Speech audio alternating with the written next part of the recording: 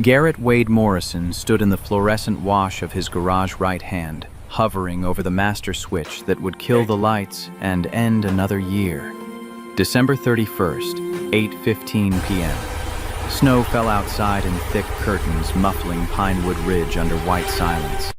The kind of quiet that made a man think too much about the past 7 years, about the choices that had brought him from MIT to this two-bay garage in a Vermont town where everyone knew his daughter's name, but nobody asked about the engineering degree gathering dust in his desk drawer. The phone erupted. Not his cell, that ancient thing, barely held a charge anymore, but the landline mounted to the wall beside his pegboard of perfectly organized wrenches. Garrett frowned at the unfamiliar Boston area code glowing on the caller ID. 7 years since anyone from that world had reached out, 7 years since the lawyers from Stellar Automotive had threatened to bury him in litigation for daring to suggest that profit shouldn't outweigh human lives. His hand moved toward the receiver, then stopped. The garage door stood half open behind him, and through it he could see his daughter Maeve sitting in the passenger seat of his F-250 backpack, clutched to her chest, waiting with the patient trust of an 8-year-old who believed her father would always come home. He almost let it ring. Should have let it ring. But Grace's voice whispered from memory, from all those nights she'd stayed up late reviewing case files while he coded in the next room. "Always answer, Garrett. You never know who needs help." So he picked up. The woman on the other end spoke with the clipped precision of someone billing by the quarter hour. Rebecca Khalil, she introduced herself. Attorney at Henderson & Associates, representing a class of plaintiffs in an action against Stellar Automotive. During discovery, they had uncovered something. Patent filings, licensing agreements. A technology called SafeDrive AI, originally credited to one Garrett Wade Morrison, MIT graduate, former senior engineer who had supposedly abandoned all claims when he left the company in 2018. Except Stellar hadn't shelved the technology like they'd told him. They'd licensed it. General Motors, Ford, Toyota, all three had implemented variations of his algorithm in their newest models. The system that detected driver fatigue through micro-expressions and biometric patterns, the one that could have saved Grace from the drowsy trucker who'd crossed the median on I-94, had been generating revenue for nearly 6 years. Khalil's preliminary calculations suggested he was owed approximately $3.7 million in unpaid royalties. Garrett's knees went soft. The wrench he'd been holding clattered to the concrete floor, the sound impossibly loud in the empty garage. His vision tunneled. $3.7 million. Enough to fund Maeve's entire education from elementary through doctorate. Enough to actually finish the microgrid prototype he worked on in stolen hours after she went to sleep. Enough to stop giving discounts to every widow and veteran who limped into his shop with vehicles they couldn't afford to repair properly. Enough to finally prove that Grace's death had meant something, that the technology born from his grief could actually save the lives it was designed to protect. His voice came out raw. "Stellar told me the project wasn't commercially viable. They said the cost-benefit analysis didn't support implementation." A pause on the line, heavy with the weight of what they both knew. "They lied, Mr. Morrison. We have documentation showing they knew the system worked. They simply made more money licensing it quietly than they would have paying you what they owed." Garrett hung up without another word.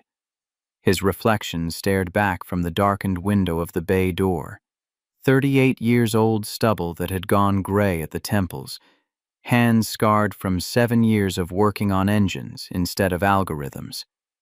Behind him, Maeve's small shape shifted in the truck. He turned away before she could see his face, before she could ask why Daddy was crying on New Year's Eve when he'd promised this year would be better than the last. The phone rang again 10 minutes later, just as he finished locking up. Different caller this time, different desperation. A woman's voice, educated accent, trying hard to mask rising panic. Her car had died on Route 7, she explained, maybe 7 miles north of Pinewood Ridge. She'd found his number online. She needed help. Garrett checked his watch. 9:05 p.m. Maeve had already been at the garage since 3:30, doing homework at the desk he'd set up in the corner of his office, drawing pictures for customers while he diagnosed transmissions and replaced brake pads. She deserved to be home, deserved hot chocolate and the New Year's countdown special on TV, deserved a father who kept predictable hours and didn't drag her out into blizzard warnings because some stranger needed roadside assistance. He almost said no. The refusal formed on his tongue, professional and apologetic. But something in the woman's voice caught him. Not entitlement, not the demanding tone of wealth expecting service. Fear. Real, undisguised fear that she was trying very hard to control. He recognized it because he'd lived.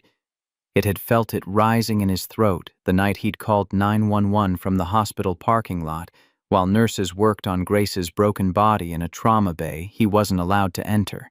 Maeve appeared in the doorway of the office already wearing her puffy purple coat, the one with the constellation pattern that glowed in the dark. Her brown hair escaped from beneath a knit cap Grace had made 3 winters before she died, back when the future had seemed like something you could plan for, instead of something that happened to you while you were busy making other arrangements. "Daddy, is that someone who needs help?" Garrett looked down at his daughter at the way she clutched her copy of A Wrinkle in Time under one arm, ready for another adventure. Grace had always said Maeve understood things beyond her years had been forced to understand them, because grief doesn't wait until you're old enough to process it properly. The girl knew what it meant to need help, to be stranded, to pray that someone would answer when you called into the darkness. "Yeah, baby. Their car broke down in the snow. Then we should help them, right?" That's what Mommy always said. We help people even when it's hard. Especially when it's hard. Grace's philosophy delivered through their daughter's voice, hitting him exactly where he was most vulnerable. Garrett closed his eyes, saw again the itemized bill from Grace's funeral, the one he'd paid in installments over 18 months. Because MIT degrees and Detroit engineering salaries don't prepare you for sudden widowhood at 31. The cemetery plot overlooking the ridge where he took Maeve every Sunday to leave flowers and tell Mommy about school and friends and all the small victories of growing up without her. He made the call back, told the stranded woman he'd be there in 20 minutes, and tried not to calculate how many emergency calls he'd answered in 7 years that cut into family time, into the finite reservoir of moments he'd have with Maeve before she grew up and left for college and built a life that didn't revolve around her father's small-town garage. The F-250 rumbled through Pinewood Ridge's empty streets, past Betty's Diner, where the regulars gathered for their nightly poker game, past the VFW hall strung with lights that spelled out Happy New Year in bulbs, half of which had burned out in October. Maeve sat beside him, reading by flashlight, lips moving silently over words like tesseract and dimension. And Garrett felt the familiar ache of knowing she was too smart for this town, too brilliant to spend her childhood in a place where the library had 3,000 books and ambition meant managing the hardware store instead of working there. The radio crackled with weather warnings. Blizzard conditions expected from 10 p.m. through January 3rd, 18 to 24 inches of accumulation, winds gusting to 40 miles per hour. Travel not recommended. Interstate 89 would close by midnight, Route 7 shortly after. Anyone caught out in this would be stuck for days, maybe longer, if the town lost power like it did every major storm. Route 7 stretched dark and empty ahead, snow already building in drifts across the asphalt. Garrett's headlights caught the Mercedes' first sleek black shape, hunched on the shoulder like an injured animal, hazard lights blinking weakly through the white curtain. $160,000 of German engineering rendered useless by Vermont weather and the fundamental laws of thermodynamics. He pulled the truck alongside and told Maeve to stay put with the heater running. The woman standing beside the Mercedes looked like she'd stepped out of a magazine spread about successful people who had their lives together. Burberry coat that probably cost more than his truck designer jeans heels that had no business on a country road in a snowstorm. blonde hair pulled back in a style that was coming undone in the wind, makeup smudged around eyes that tracked his approach with the wary assessment of someone used to evaluating threats. Early 40s, Garrett guessed, with the kind of beauty that came from expensive maintenance and genetic luck currently undermined by obvious exhaustion and poorly concealed panic. Her phone was out, held up like a talisman against the darkness, searching for signal that didn't exist this far from town. She turned as he approached, and Garrett saw the exact moment she clocked him. Work boots, Carhartt jacket worn thin at the elbows, grease under his fingernails that never quite washed clean, no matter how hard he scrubbed. He watched her face calculate. Could she trust this stranger? Did she have any choice? "Need a hand, ma'am?" The obvious question delivered in his Maine accent that 7 years in Vermont hadn't softened. Her shoulders dropped a fraction of an inch, tension releasing just enough to let words through.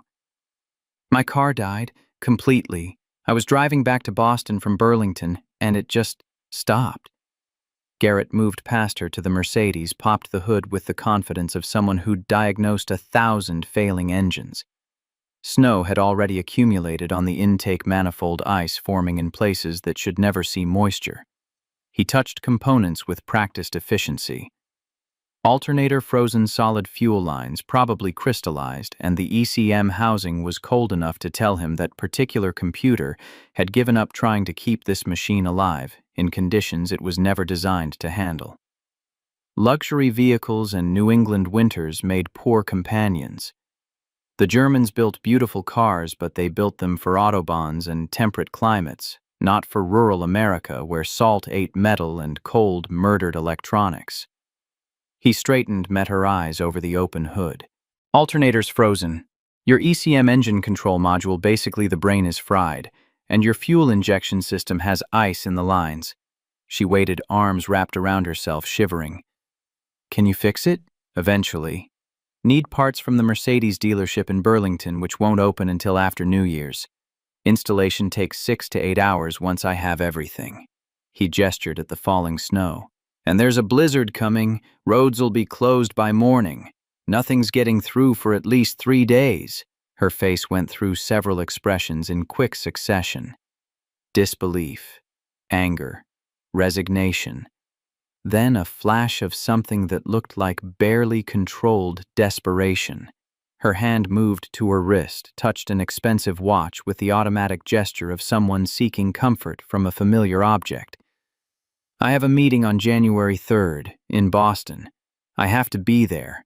Garrett heard the emphasis, the weight she put on "have to," and recognized the tone of someone whose entire identity was wrapped up in being needed, in being essential, and never missing a commitment.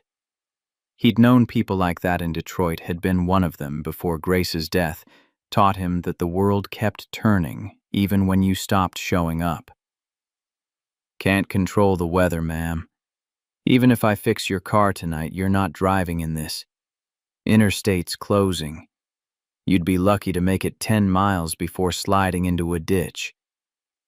Movement from his truck caught his eye. Maeve's face pressed against the passenger window, breath fogging the glass.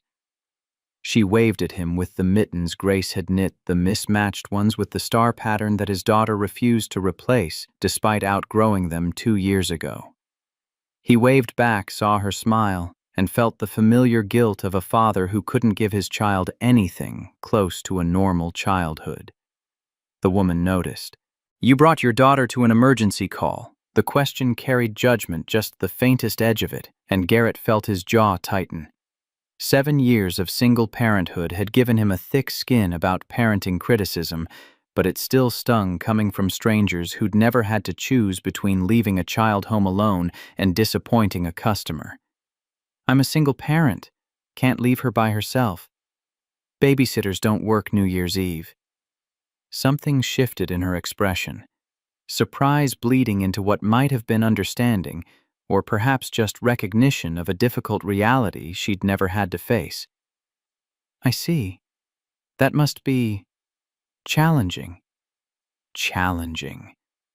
The word people used when they meant impossible but didn't want to sound cruel.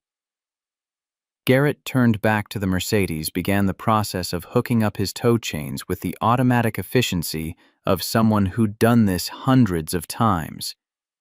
The metal was cold enough to burn through his work gloves. "I'll tow you into town into my garage. You can make calls from there, figure out your next move. But you're not getting to Boston tonight." "Where's the nearest hotel?" "Pinewood Inn. Probably fully booked New Year's tourists who got trapped by the storm warnings." He secured the last chain, gave it a testing pull. "But you can try." She pulled out her phone again, stared at the no-service icon, and Garrett watched her face cycle through frustration before landing on a kind of exhausted acceptance. He dug his own phone from his pocket, iPhone 7 with a cracked screen that Maeve had decorated with star stickers, and handed it over. Watched her perfectly manicured nails navigate the obsolete interface, wondering what kind of emergency could make a woman drive through Vermont in a snowstorm on New Year's Eve alone, without anyone to call for help besides a tow truck listed on Google. The conversation with the inn was brief. He didn't need to hear both sides to know the answer from the way her shoulders slumped. "They're full." Garrett made a decision he suspected he'd regret by morning. "I have a small apartment above my garage. It's not fancy, used to be my workshop, but it's warm and clean.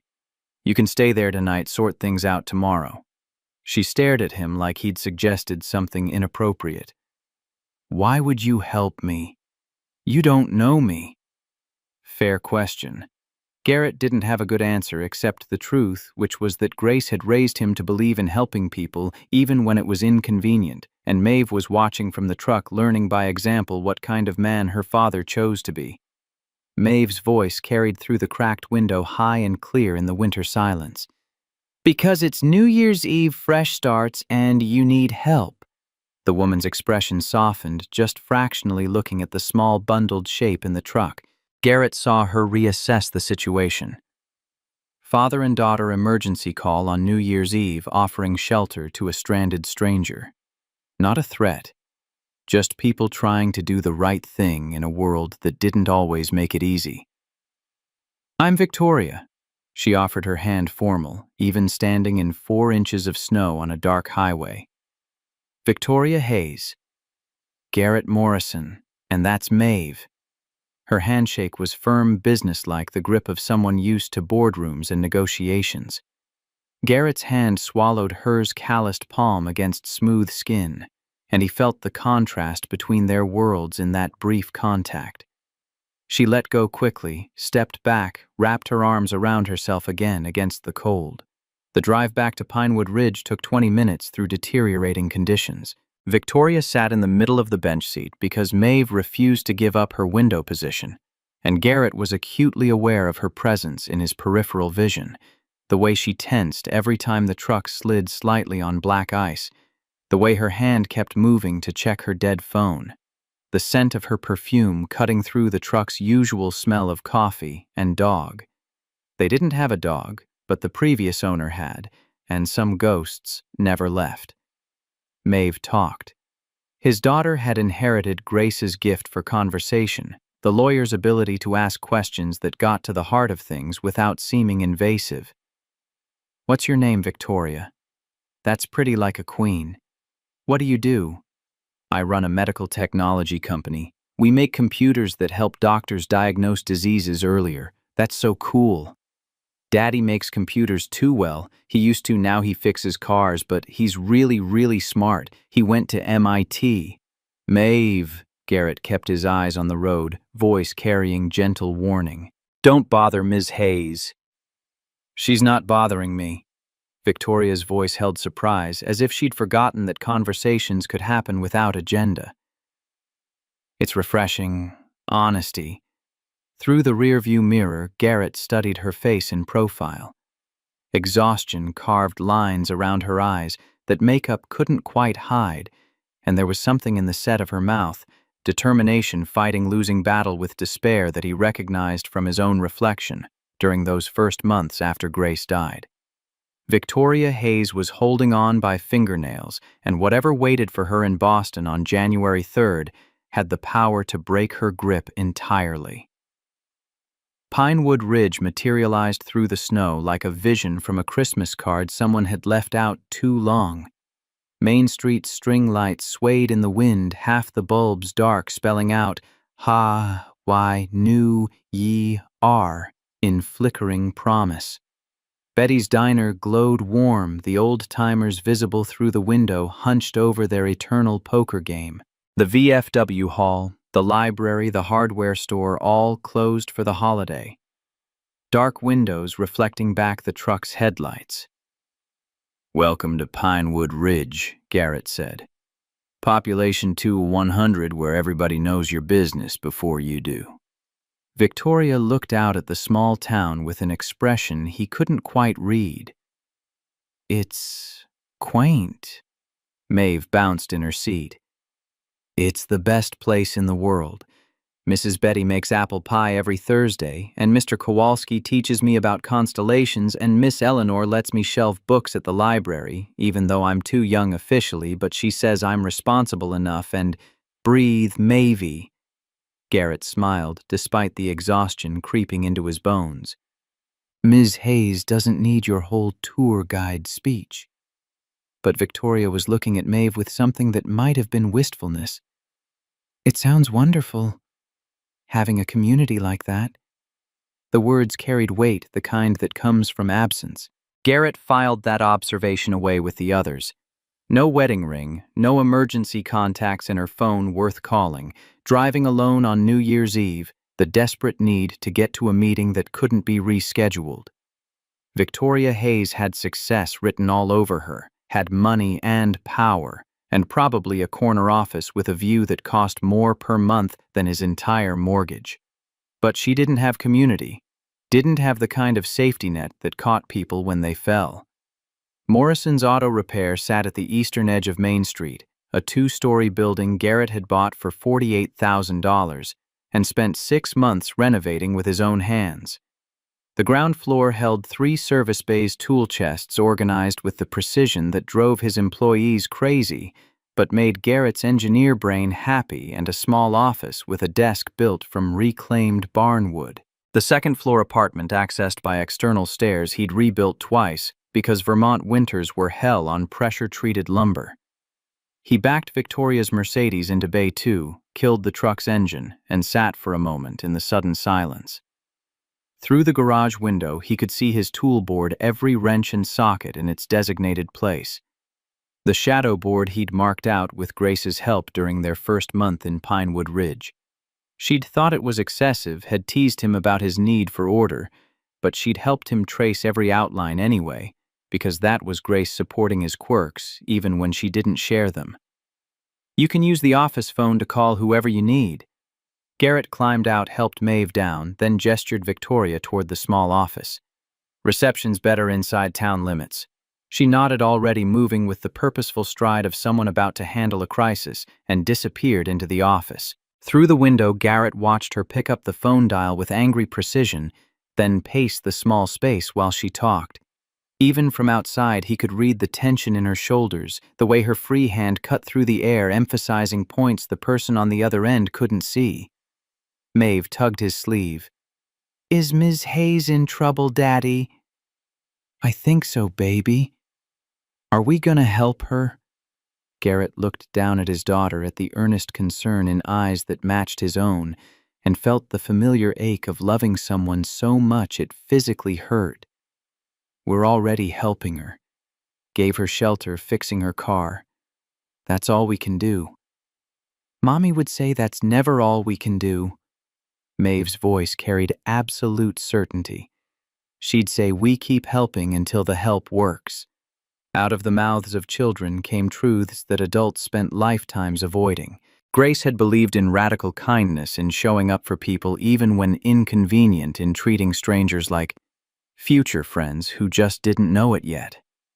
That philosophy had gotten her killed. Wrong place, wrong time, wrong trucker who hadn't slept in 18 hours and thought he could push through to make his delivery deadline. But Garrett couldn't bring himself to teach their daughter cynicism, couldn't poison Grace's legacy by raising Maeve to believe the world was every man for himself. The office door opened. Victoria emerged looking worse than when she'd gone in. Makeup completely gone now, eyes rimmed red. She walked like someone trying to hold pieces of herself together through sheer force of will. And Garrett recognized that particular brand of barely controlled panic because he'd worn it himself for the first year after Grace's funeral. Bad news. My CFO is sabotaging a major investment deal, or possibly incompetent.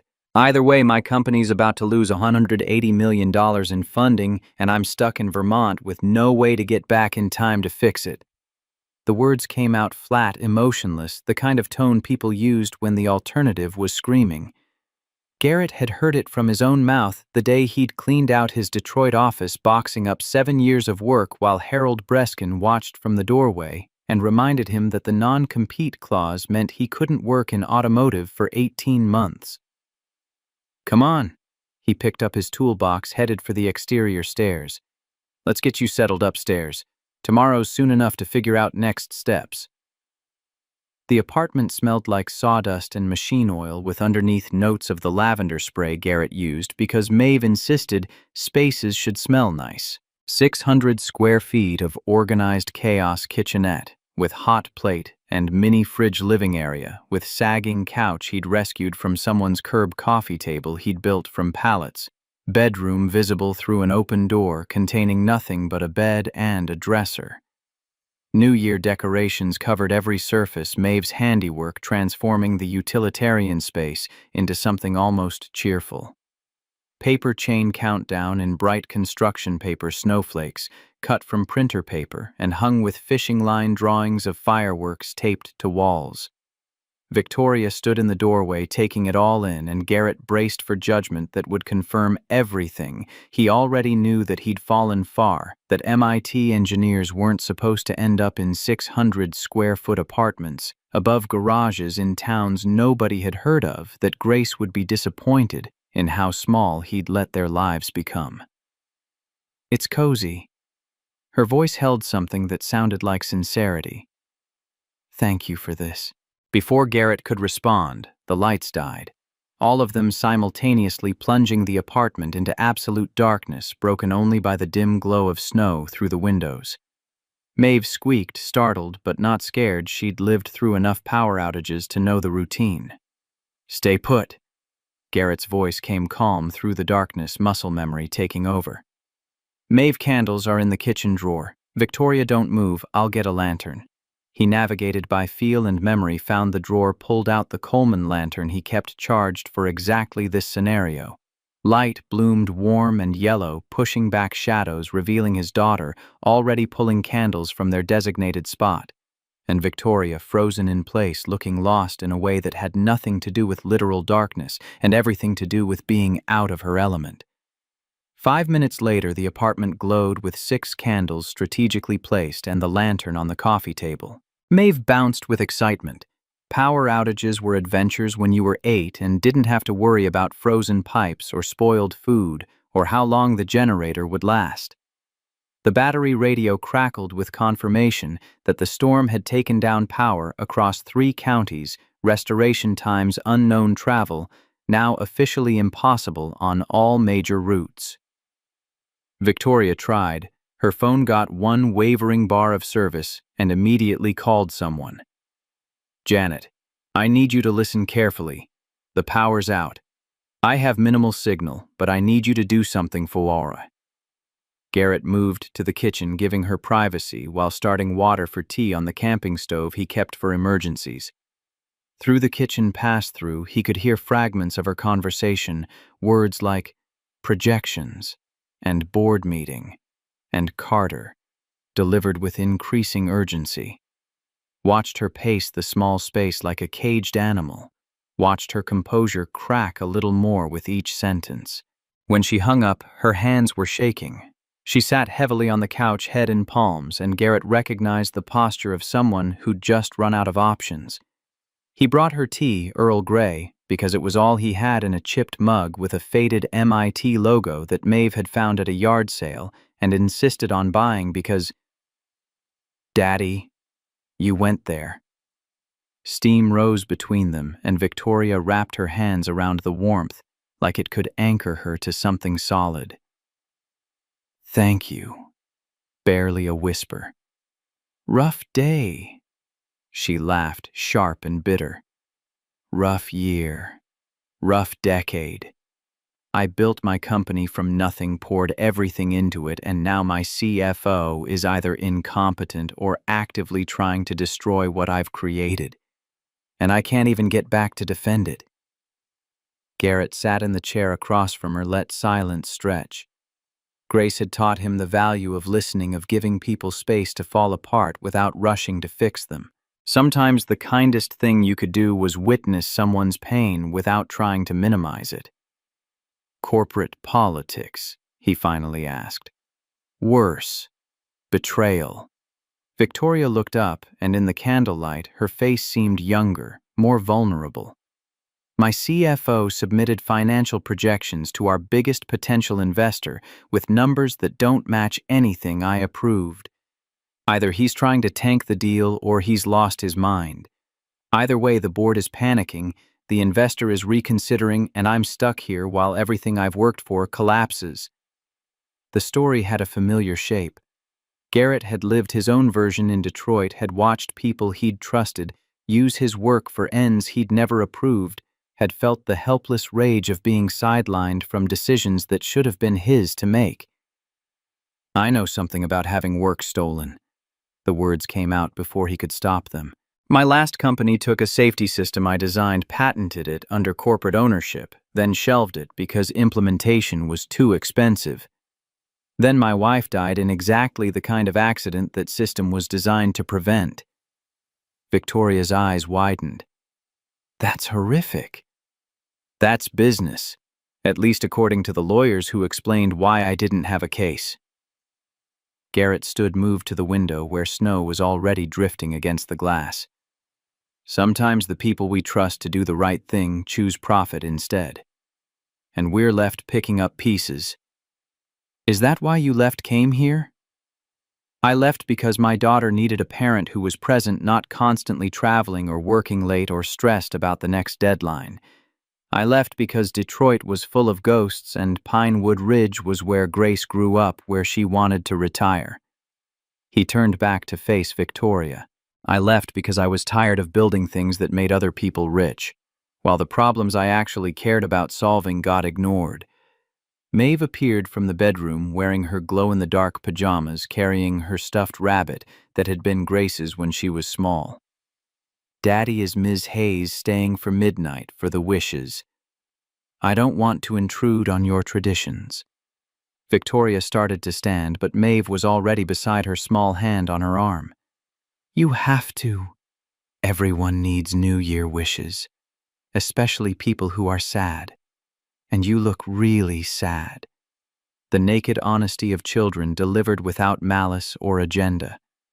Victoria's eyes went bright with unshed tears, and she nodded, because what else could you do when an 8-year-old called you sad and offered wishes as medicine?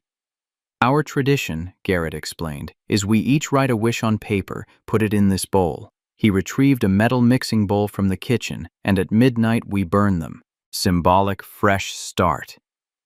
Burning wishes seems counterintuitive. The universe can't grant wishes it can't see. Maeve's logic was unassailable in her own mind. "We send them up in smoke so they get delivered." Victoria accepted paper and pen from Maeve's outstretched hands. Garrett watched her stare at the blank page, watched indecision play across her features. When had she last made a wish? When had she last allowed herself to want something that couldn't be achieved through strategy and execution? He wrote his own wish with the ease of 7 years' practice. Same wish he made every year. Finish the grid. For Grace. For the others. Folded it before Victoria could see. Dropped it in the bowl. Maeve added hers with ceremony. Then both of them waited, while Victoria's pen hovered, trembled, finally moved across paper. She folded it quickly, protective, added it to the bowl without meeting their eyes. The clock on the wall read 11, 47. 13 minutes until a new year began, whether they were ready or not. Garrett lit the wishes, watched paper curl and blackened smoke rising toward the ceiling in thin gray ribbons. Maeve pressed against his side, warm and solid and alive, everything that mattered in his world condensed into 72 pounds of fierce love and innocent hope. Somewhere in the distance, fireworks began. The volunteer fire department's annual display muffled by snow, but still visible as flashes of color through the window. Maeve counted down the final seconds with the enthusiasm of someone who believed midnight held magic. And when she reached 0, she threw her arms around both adults, simultaneously pulling them into an impromptu hug that Victoria accepted with obvious discomfort that gradually softened into something like gratitude. After Maeve went to bed, Garrett found Victoria standing by the workshop corner, looking at the tarp-covered table he used for his real work, the work that mattered. She'd pulled back a corner, revealed blueprints and schematics that clearly didn't belong in a small-town mechanic's garage. "What is this?" Garrett considered lying, considered pulling the tarp back and changing the subject.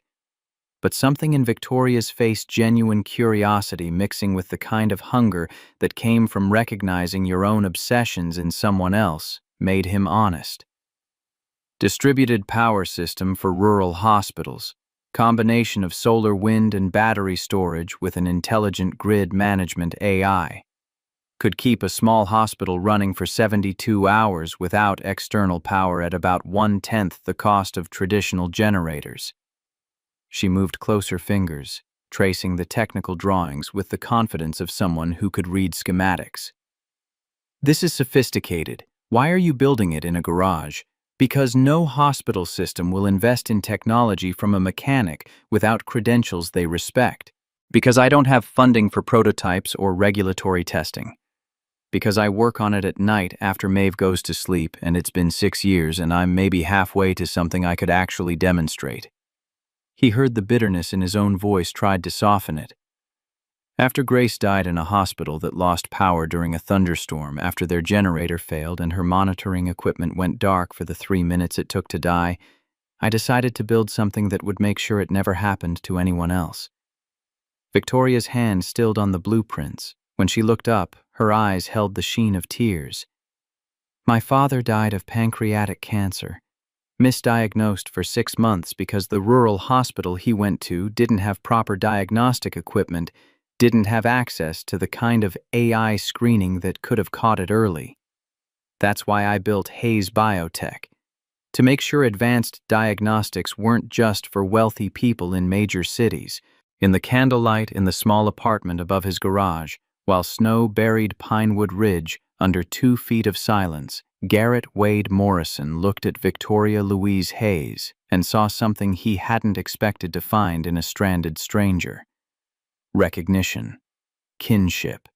The particular brand of grief that came from losing people to systems that prioritized profit over prevention, to bureaucracies that let convenience override compassion. "We're both building monuments to dead people we loved." The observation hurt to speak aloud. "Or we're trying to make their deaths mean something." Victoria's voice was steady now, grounded in purpose. "Which is more than most people manage." She told him about her company, then about AI diagnostic systems that could identify cancers 6 months earlier than human radiologists, about clinical trials showing 40% improvement in early detection rates, about the $180 million investment that would let them scale to rural hospitals across the country. Told him about David Carter, her CFO, who had somehow submitted projections to James Wright that were 40% inflated numbers that would collapse under scrutiny and tank the entire deal. About the board meeting scheduled for January 3rd that she couldn't attend because Vermont weather and German engineering conspired to keep her here. Garrett listened and calculated, his engineer's mind automatically analyzing the problem from angles she couldn't see because she was too close to it. When she finished, when her voice finally ran down into exhausted silence, he asked the question that mattered. Do you think Carter made a mistake, or is this deliberate? Victoria's jaw tightened. I don't know, but I'm going to find out. Her phone buzzed message arriving through the uncertain signal. She read it, face going pale in the candlelight, and Garrett knew before she spoke that the bad news had found new depths. Carter's calling an emergency board meeting, January 3rd, 1 p.m. He's moving to have me removed as CEO, claiming the projection discrepancies show I'm not fit to lead. Her laugh was hollow. He's orchestrating a coup while I'm stuck here, and there's nothing I can do to stop it. The wind howled outside, rattling windows, confirming what they both knew: she wasn't going anywhere for at least 48 hours. Maybe longer if the storm did what the forecasters predicted. Victoria Hayes would miss her own trial, would lose the company she'd built, would watch from 200 miles away while David Carter dismantled everything she'd created. Unless someone helped her fight from here. Garrett pulled out his laptop, the good one he kept for his grid work, not the ancient desktop he used for garage billing. I used to do forensic analysis at Stellar. When employees tried to steal IP, I was the one who tracked digital fingerprints and proved malfeasance. He met her eyes across the coffee table. If Carter altered those projections, there'll be evidence in the metadata. Timestamps, revision histories, access logs. Let me look. Victoria stared at him like he'd offered something impossible. Why would you help me? You barely know me. Garrett thought about that phone call from Rebecca Khalil, about $3.7 million in stolen royalties, about 7 years of watching companies prioritize quarterly earnings over human costs. Thought about Grace in her hospital bed, making him promise to teach Maeve that helping people mattered more than helping yourself. Because I know what it's like to be betrayed by someone you trusted. And because my daughter's watching, learning what kind of man her father chooses to be when someone needs help. He opened the laptop, gestured for her to sit beside him. Now give me your login credentials and let's find out what David Carter's been doing when you weren't looking. They worked through the night while Maeve slept and snow-buried Pinewood Ridge, and the new year arrived with all its uncertain promises. Worked until Victoria's head drooped against his shoulder, and Garrett realized that somewhere in the small hours the stranger he'd rescued had become someone worth saving. Morning broke over Pinewood Ridge with the pale light of January 1st filtering through clouds that promised more snow. Garrett woke on the couch with a crick in his neck, and Victoria's laptop still balanced on his knees, screen dark now. Battery drained sometime in the small hours after they'd finally found what they were looking for. The apartment was silent except for Maeve's soft breathing from the bedroom and the wind still rattling the windows with determined fury. Victoria sat at the kitchenette table, already awake, staring at her phone like she could will it to show something other than the single bar of signal that flickered in and out of existence. She'd changed into the spare clothes he'd offered, one of Grace's old MIT sweatshirts that she'd kept here, jeans that were slightly too long. Without makeup, hair loose around her shoulders, she looked younger and more vulnerable, less like the CEO who commanded boardrooms, and more like someone who'd spent the night discovering that the people you trusted most were often the ones who stabbed deepest. Garrett stood joints protesting. 38 felt a lot older than it should when you'd been hunched over a laptop until 4 a.m. Coffee. God, yes. He moved through the morning routine on autopilot, filled the kettle from the bottled water, set it on the camping stove, measure grounds into the French press Grace had insisted on buying because she said life was too short for bad coffee. The familiar actions grounded him, while his mind chewed on what they'd uncovered in the digital debris of Victoria's company files. David Carter had been busy. The financial projections he'd sent to James Wright had been altered on December 28, 3 full days after Victoria's final approval. Timestamp metadata showed the changes made at 11:47 p.m., accessing the files through a backdoor administrator account that Carter had installed 6 months prior. The modifications were subtle growth rates, increased by 38% implementation. Timelines accelerated by 4 months, ROI calculations massaged until they painted a picture of returns that no realistic business model could sustain. Numbers designed to look impressive in a pitch deck and disastrous under scrutiny. But that was just the surface. Digging deeper through access logs and email archives that Victoria's credentials unlocked, Garrett had found a pattern. Carter had been meeting with executives from MedTech Solutions, Hayes Biotech's primary competitor, since August. Dinners in Boston, golf outings in the Berkshires, a weekend in Martha's Vineyard, all carefully kept off official calendars paid for through a consulting LLC that Carter had incorporated in Delaware 3 months before the first meeting. He's setting up a soft landing. Victoria's voice cut through the silence, and Garrett turned to find her standing in the kitchen doorway. If the right deal collapses, Hayes Biotech's valuation crashes. MedTech can acquire us cheap. Carter negotiates his own package as part of the deal, probably C-suite position, stock options, golden parachute. Classic corporate raid. Garrett poured coffee, handed her a mug. Can you prove it to the board? With what we found last night. Maybe, if I can get back to Boston in time to present it. She wrapped both hands around the ceramic warmth, stared into the black liquid like it held answers. But Carter's already poisoned the well. He's been calling board members individually, spinning this narrative that I'm reckless, that my judgment is compromised, that he's the responsible adult trying to save the company from my ambition. How many votes does he have? At least 3 solid. Robert Richardson, he's board chairman. Old money never liked that a woman in her 30s built something he couldn't buy his way into. Margaret Westfield, from Pharma Conservative as they come, thinks I move too fast. Dennis Pack, venture capital guy who probably has his own deal with MedTech. She set down the mug, pressed palms against her eyes. I need 5 votes to survive. Wright's vote is swing, and right now he thinks I'm either incompetent or complicit in fraud. Outside, a snowplow rumbled past the scrape of its blade against asphalt, harsh and metallic. Garrett moved to the window, watched it clear Main Street in slow passes. Emergency vehicles, only the radio had said.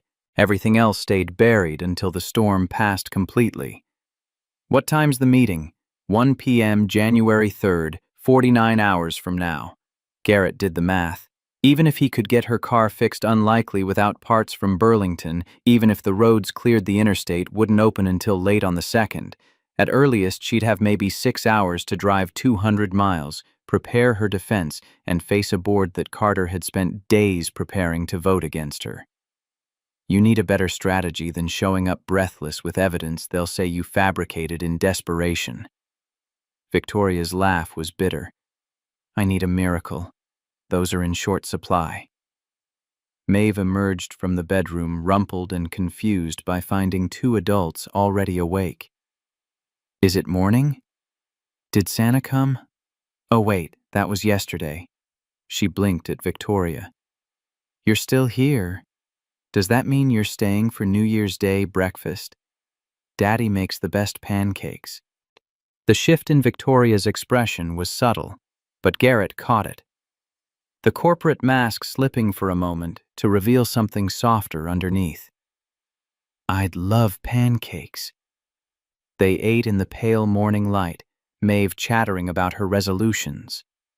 Learn cursive, read all of Narnia, build a better volcano for science fair, while Victoria picked at her food with the distraction of someone whose mind was 200 miles away, fighting battles she couldn't reach.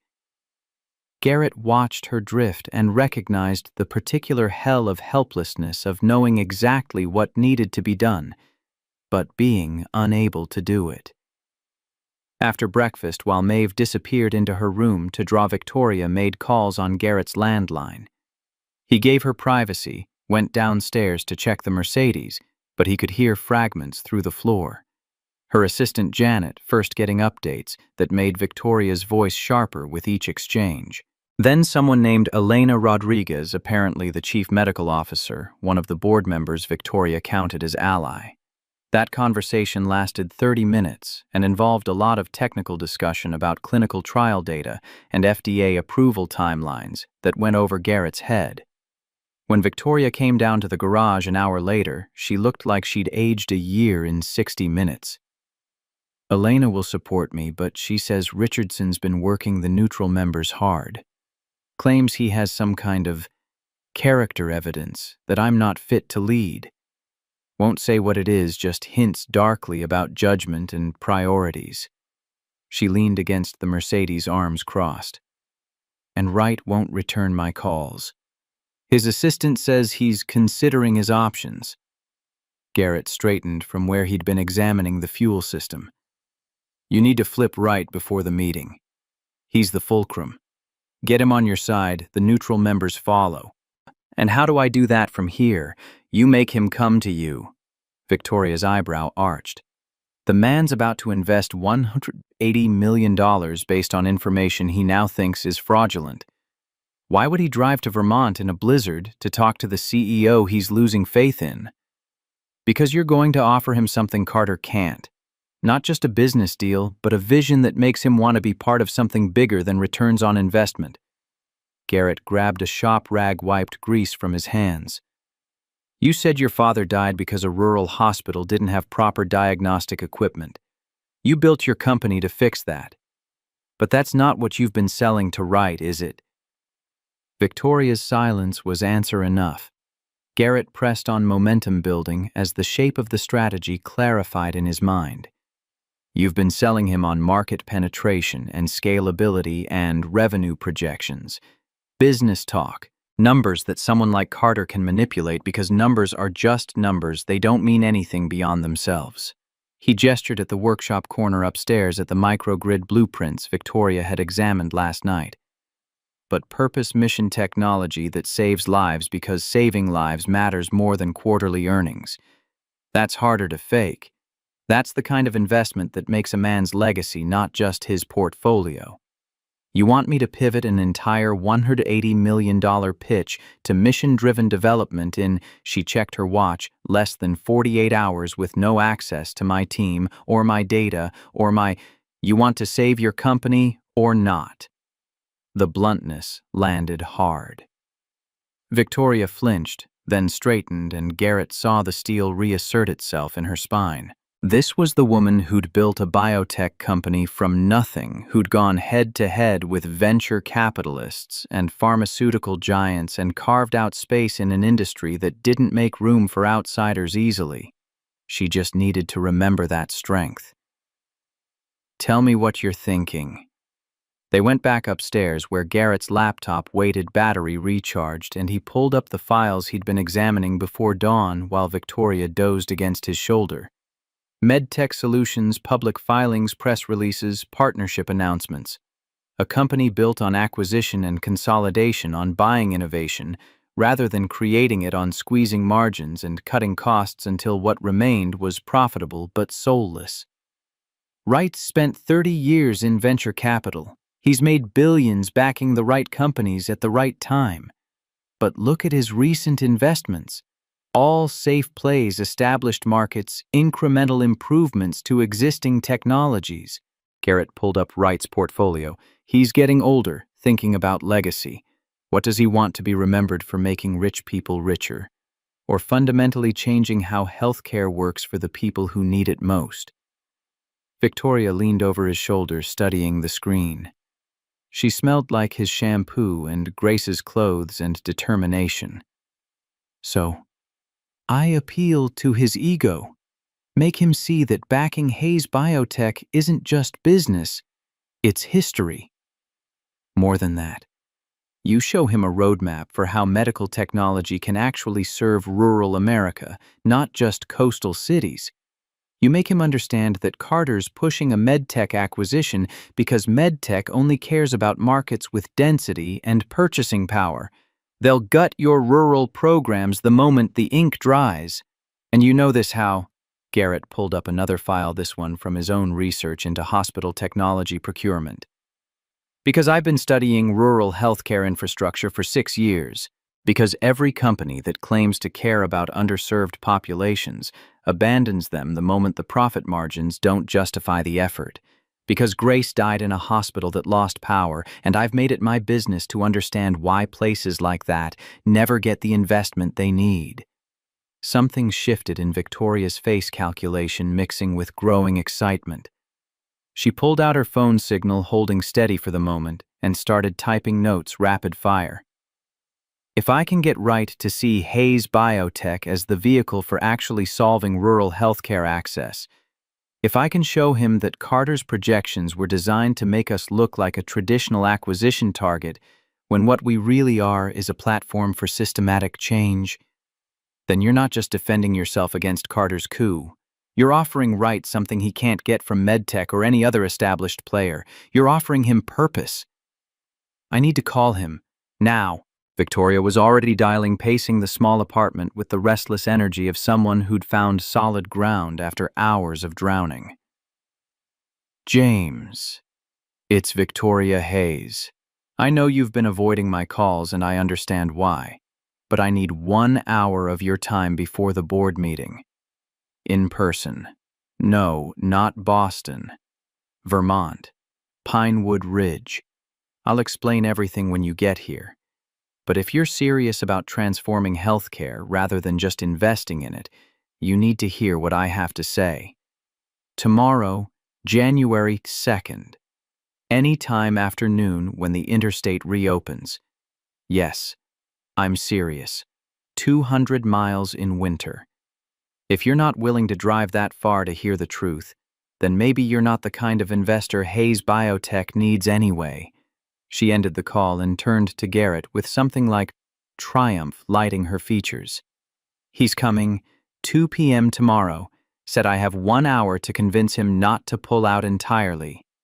Then we better make sure you're ready.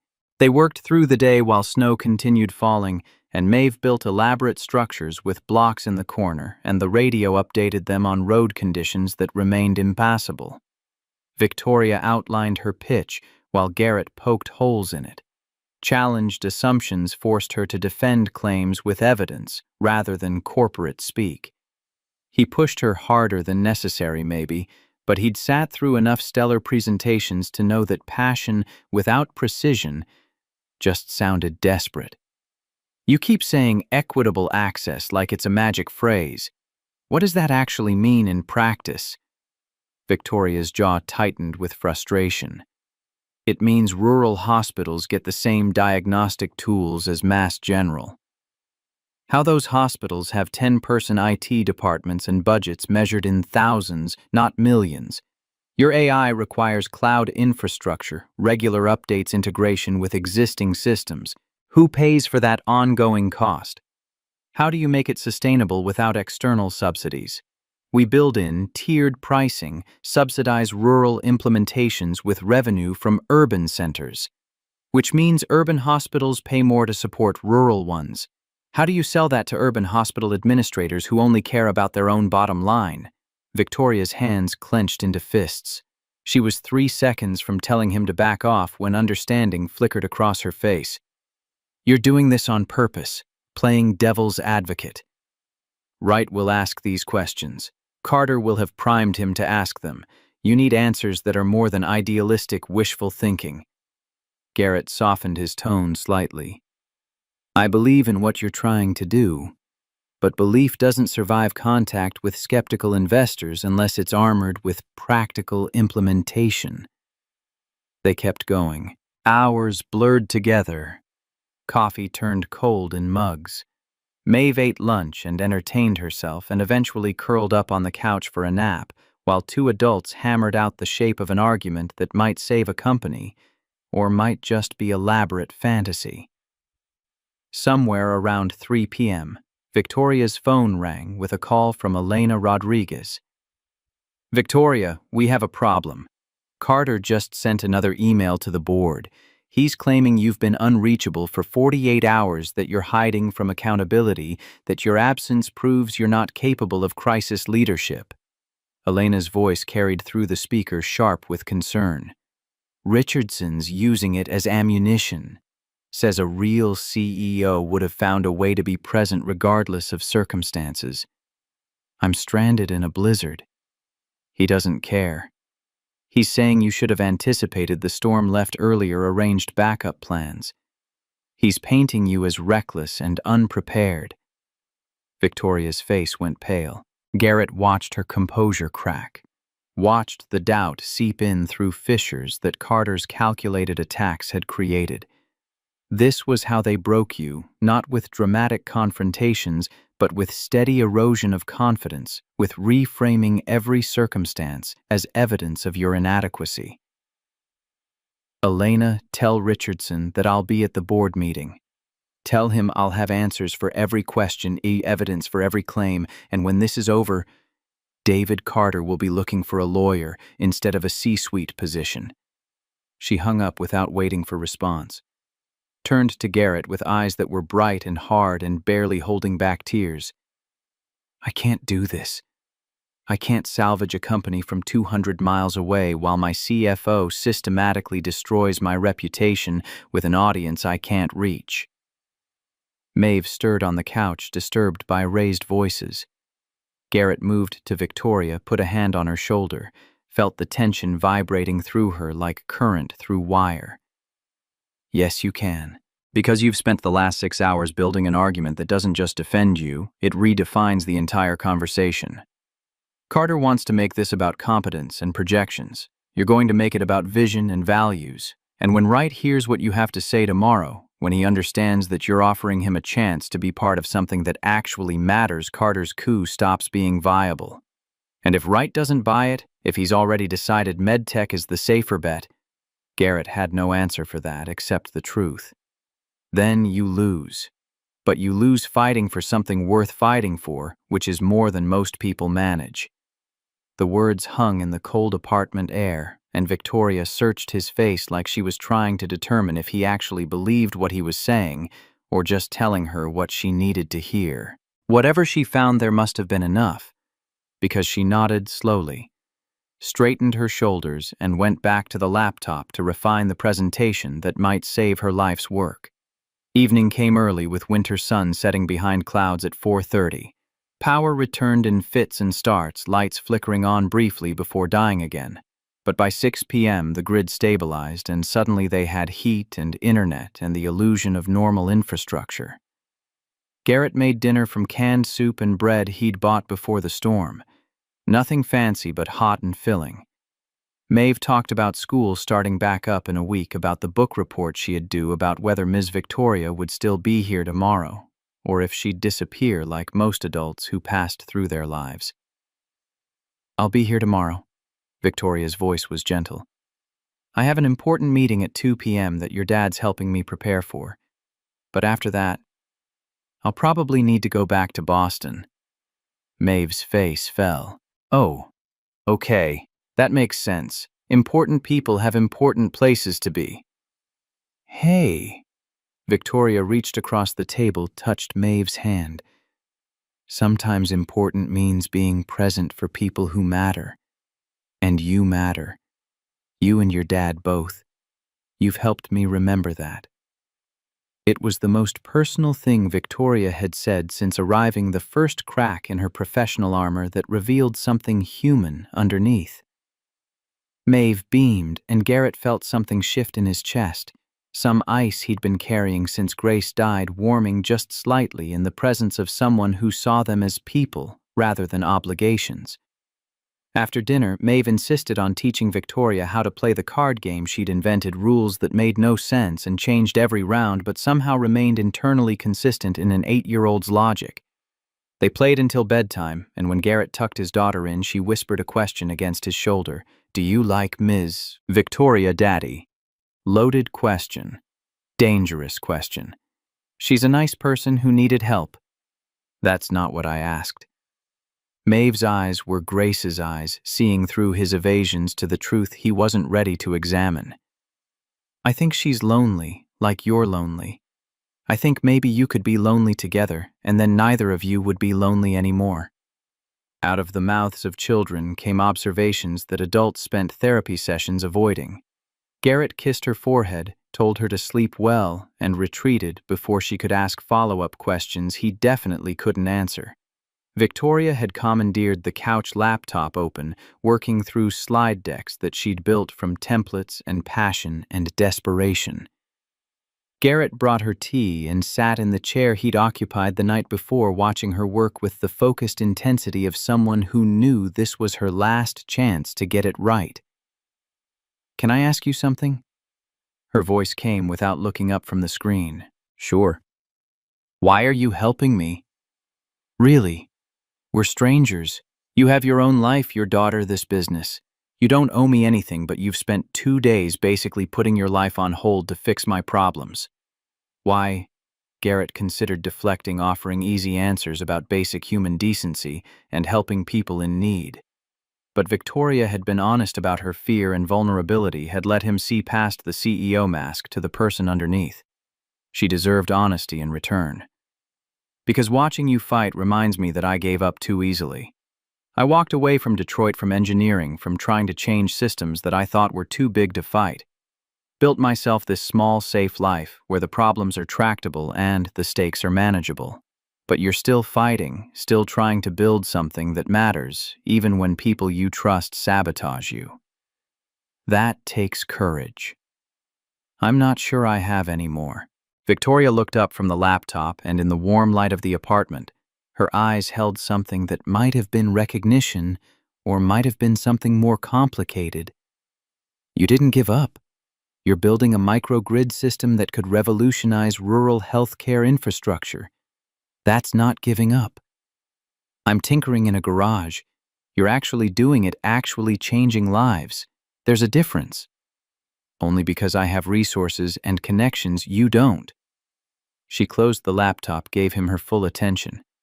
"But if you had those things, if someone believed in your work enough to fund it properly to help you navigate regulatory approval and manufacturing and distribution, would you be tinkering then, or would you be changing the world?"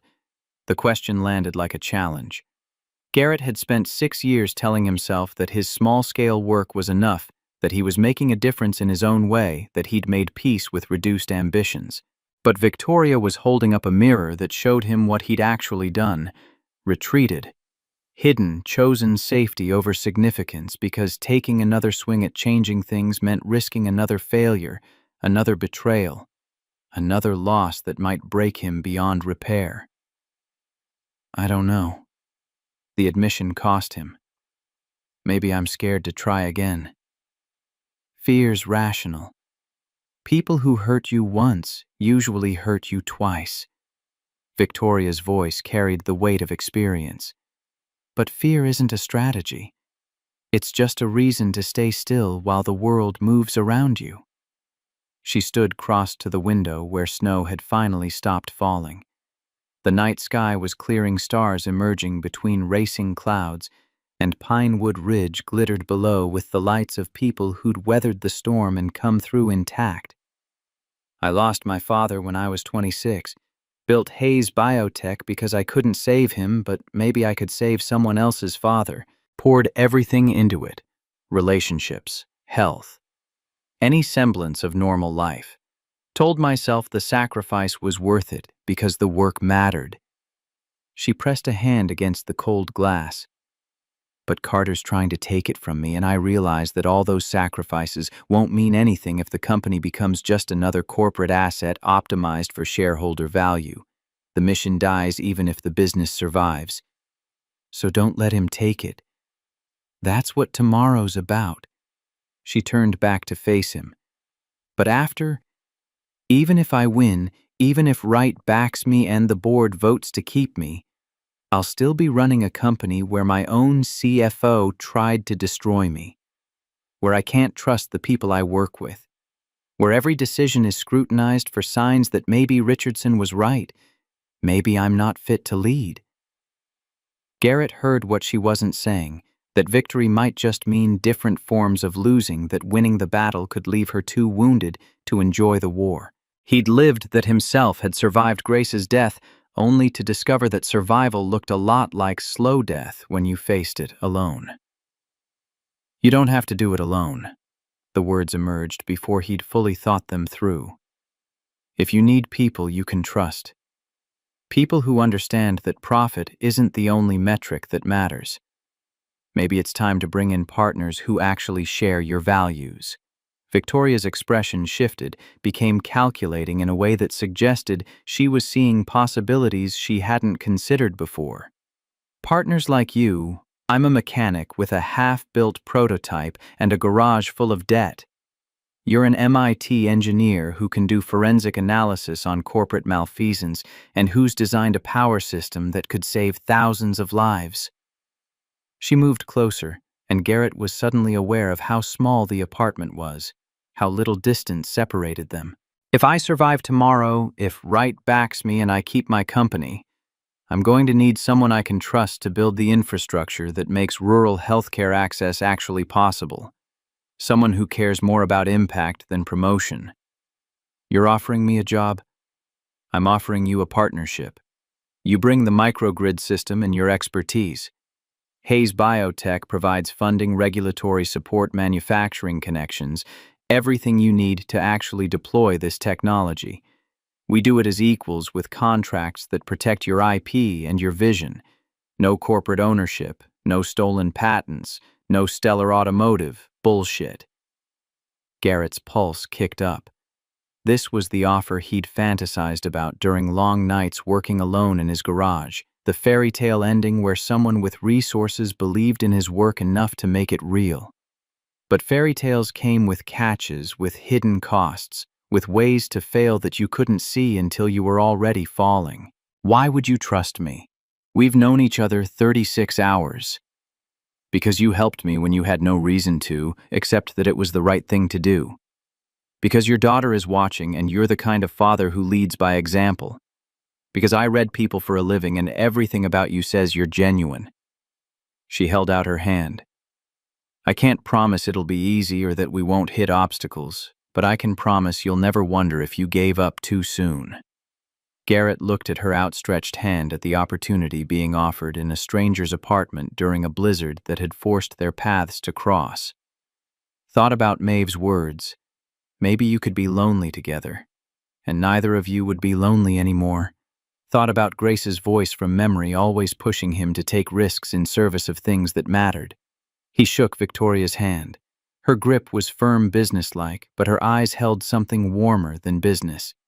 If we're doing this, we do it right. Full partnership agreement in writing reviewed by lawyers who aren't on your payroll.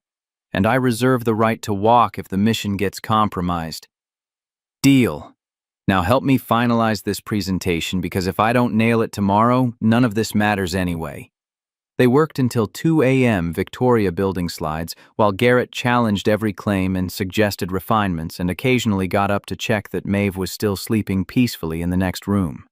The presentation that emerged wasn't just a defense against Carter's sabotage, it was a manifesto for how medical technology could serve communities that traditional healthcare consistently abandoned. Victoria wove in Garrett's microgrid as proof of concept, as evidence that Hayes Biotech wasn't just talking about rural access, but actively building the infrastructure to make it possible. When they finally stopped exhausted and wired on caffeine, Victoria turned to Garrett with an expression he couldn't quite read. Thank you for all of this. I came here as a stranded stranger, and you've given me back something I'd lost. What's that? Hope that there are still people who help because helping matters, not because of what they can extract in return. Garrett thought about Rebecca Khalil's phone call about $3.7 million in stolen royalties waiting to be claimed, about all the ways that money could change his life and Maeve's future. Thought about how he'd almost let it ring, almost let Victoria freeze on that dark highway because answering meant inconvenience. Grace used to say that helping people is never the wrong choice, even when it's the hard choice. I'm just trying to live up to her standards. She must have been extraordinary. She was. Still is in the ways that matter. She lives in Maeve in the values we're trying to teach her in moments like this, where I hear her voice telling me to do the hard thing because it's right. He gestured at the laptop with its finished presentation. Tomorrow, you're going to walk into that meeting and remind everyone why they invested in you in the first place. And if they're too short-sighted to see it, then they deserve to lose the company to Carter and watch him run it into mediocrity. Victoria smiled, tired but genuine. You're good at pep talks. I'm good at recognizing when people are worth fighting for. Go get some sleep. Tomorrow's going to be a long day. She nodded but didn't move, stood there in the middle of the apartment like she had something else to say, but couldn't find the words. Finally, Garrett. Whatever happens tomorrow, I meant what I said about the partnership. If you want it, it's yours. No strings, no games. Just two people trying to build something that matters. I want it. The truth felt solid in his mouth. I've wanted it since Grace died. Wanted to turn her death into something that saves others. Just been too scared to try again. But yeah, if you're offering, I'm in. They stood there for a long moment. Two people who'd been strangers, 36 hours ago, now bound by shared purpose and tentative trust, and the understanding that sometimes the universe throws you exactly what you need when you've stopped looking for it. Then Victoria headed for the bedroom, and Garrett settled on the couch. And somewhere in the darkness before dawn, the storm finally broke and stars emerged cold and clear over Vermont. January 2nd arrived with crystalline clarity, the kind of morning where every branch wore its coat of ice like jewelry, and the sun reflected off snow hard enough to blind. Garrett woke early from habit, found Victoria already at the kitchen table with coffee and her phone pressed to her ear, speaking rapid fire to someone about board procedures and voting protocols and the exact legal requirements for emergency CEO removal. She'd showered. Somehow he heard the water running earlier while he was still half asleep and dressed in the closest approximation to professional she could manage with borrowed clothes and limited options. Grace's blazer over her own blouse jeans, instead of the suit pants buried under snow in her Mercedes hair, pulled back severe and controlled. War paint for a different kind of battlefield. Garrett made breakfast without interrupting her call scrambled eggs and toast for Maeve, who appeared yawning and immediately wanted to know if Ms. Victoria was leaving today. The question carried weight that an 8-year-old didn't fully understand, but felt instinctively the sense that people who entered their lives during storms usually left when weather cleared, that connection was temporary and goodbyes were inevitable. Not until after her meeting. Garrett set a plate in front of his daughter. Mr. Wright is driving up from Boston this afternoon to talk with her.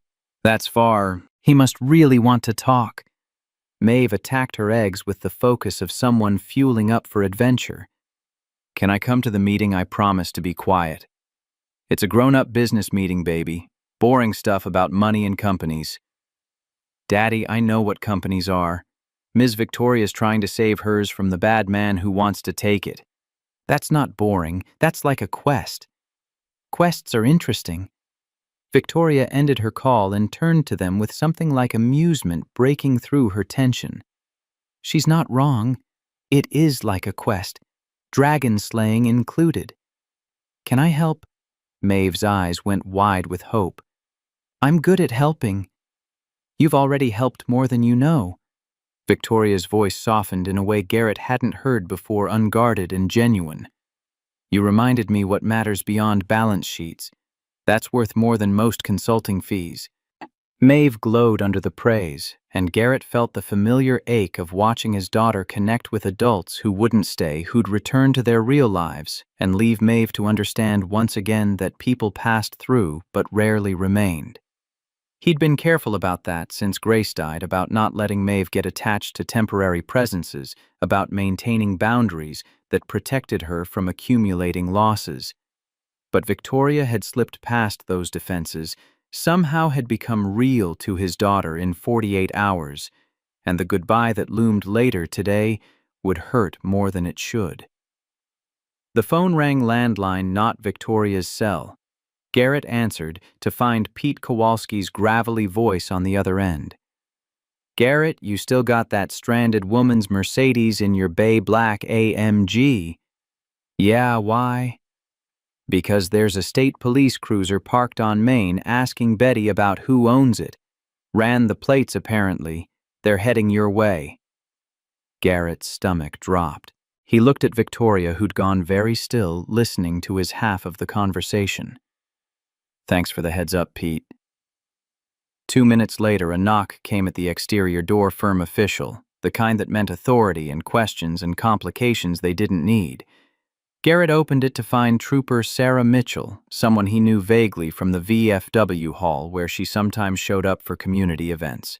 Mid-30s professional with the expression of someone executing duty without particular enthusiasm.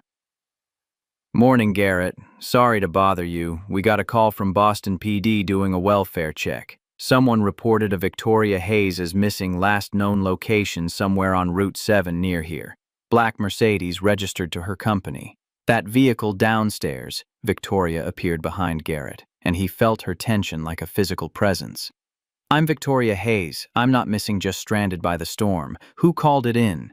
Mitchell consulted her notepad. "Didn't get the caller's name, came through official channels. You want to confirm you're safe, and here voluntarily, completely voluntarily. Mr. Morrison's been helping me with my vehicle and providing shelter during the blizzard."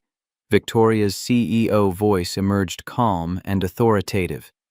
"I appreciate the welfare check, but I'm fine. Mind if I see some ID, just for the report?" Victoria produced her license. Mitchell wrote down details, asked a few more questions that were clearly protocol rather than suspicion. But Garrett watched the trooper's eyes track between them, between Victoria's borrowed clothes and the domestic scene visible through the open-door breakfast dishes. Maeve waving from the table, the intimacy of shared space. Drawing conclusions that weren't accurate but looked plausible from outside. "You folks have a good day. Roads are clearing, interstate should open by noon if you need to head back to Boston." Mitchell tipped her hat and retreated down the stairs, boots crunching on ice. Garrett closed the door and turned to find Victoria, pale hands clenched. That was Carter. Had to be.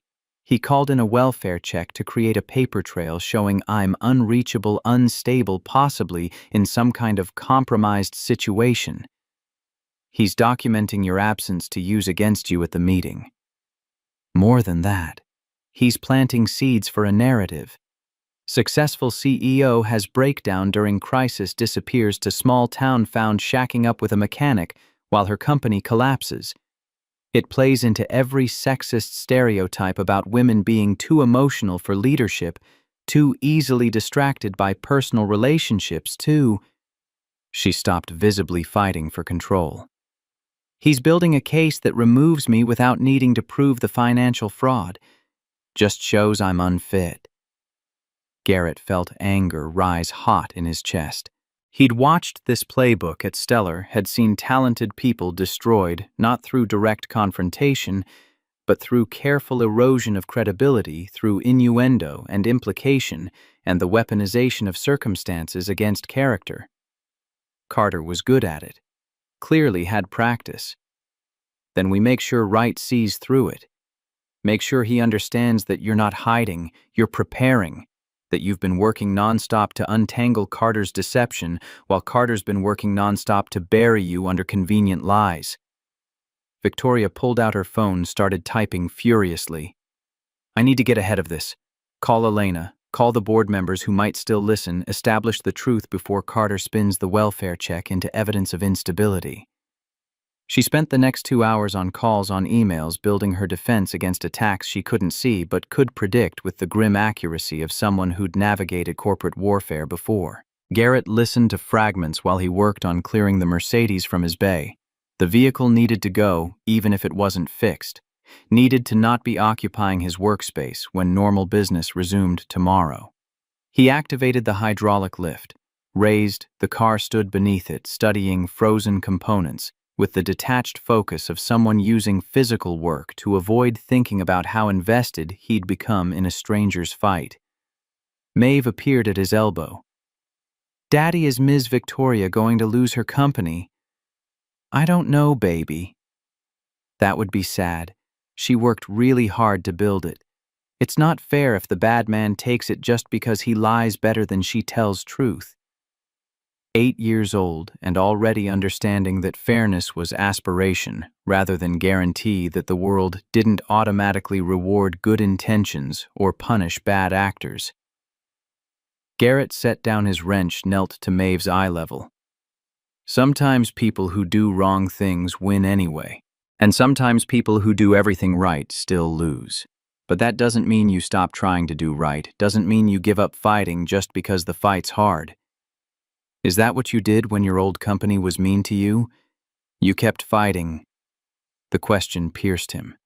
Garrett heard his own voice explaining to Victoria why he'd walked away from Detroit, why he'd chosen small, safe life over continued engagement with systems he believed were corrupt. Heard the truth. His daughter was forcing him to confront that he'd stopped fighting, had chosen retreat over resistance, had let Stellar win by default, when he couldn't imagine a path to victory that didn't destroy him in the process. No, Maeve. I gave up. I walked away and told myself it was about protecting you, about choosing family over career, but really I was scared. Scared of losing again, scared of being hurt again, scared that if I kept trying I'd just prove that I wasn't strong enough to win. Maeve wrapped her arms around his neck, fierce and sudden. But you're helping Ms. Victoria fight, so maybe you didn't give up all the way. Maybe you were just waiting for the right fight. Wisdom from children always landed differently, unfiltered by adult cynicism, striking straight at truths you'd been avoiding. Garrett held his daughter and felt something shift in his chest, some calcification around old wounds cracking just slightly to let air through. Maybe helping Victoria wasn't just about her. Maybe it was about proving to himself that he could still engage, could still take risks in service of purpose, could still believe that fighting mattered even when winning wasn't guaranteed. At noon, the radio confirmed the Interstate 89 had reopened traffic, moving slowly, but moving. Wright would be able to make the drive from Boston, would arrive around 2 p.m. as scheduled. Victoria disappeared into the apartment to finalize her presentation, to rehearse arguments and anticipate objections and prepare for the conversation that would determine whether she kept her life's work or watched it get dismantled by someone who valued acquisition over mission. Garrett made lunch sandwiches, nothing fancy, and brought a plate up to where Victoria sat, surrounded by case papers and laptop and phone, looking like someone who'd been at war for days without sleep. She barely acknowledged the food, just nodded, thanks, and kept working, and he recognized the obsessive focus of someone who believed that if they just worked hard enough, prepared thoroughly enough, they could control outcomes through sheer force of will. You need to eat. Running on adrenaline only works until you crash. I'll eat after Wright leaves. Her fingers flew across the keyboard, adjusting slides. I need to nail this. Can't afford to be anything less than perfect. Perfect's a trap. Makes you rigid when you need to be responsive. Garrett sat across from her, pushed the sandwich closer. Wright's going to ask questions you didn't anticipate. If you're so locked into your perfect pitch that you can't adapt, you'll lose him in the first 10 minutes. Victoria's hands stilled.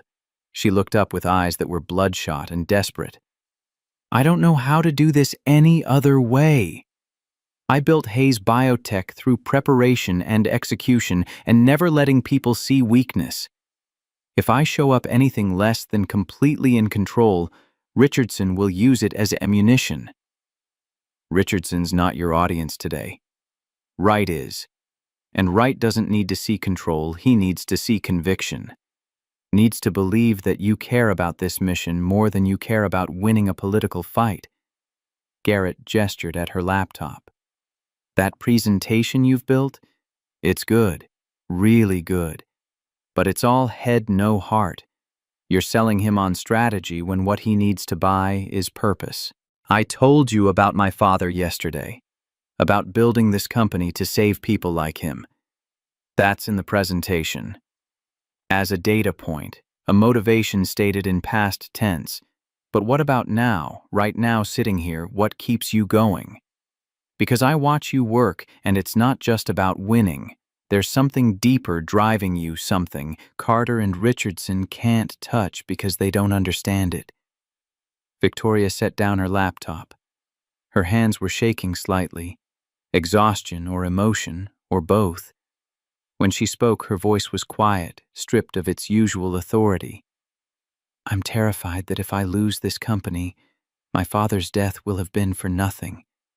That I'll have spent 16 years sacrificing relationships and health and any semblance of normal life, and at the end all I'll have is proof that I wasn't good enough to protect what I built.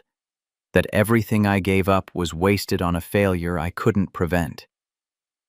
There it was, the truth beneath the corporate warrior exterior, the fear that powered her relentless drive. Garrett had felt the same thing after Grace died, the terror that her death was just random tragedy, without meaning that his work to honor her memory might ultimately prove futile. He understood the need to make loss count for something to transform grief into purpose, because the alternative was drowning in the senselessness of it all. Your father's death wasn't for nothing. It taught you what matters. And if you lose Hayes Biotech but keep fighting for rural healthcare access, keep building solutions that save people who get forgotten by the system, then you still win the only fight that actually counts.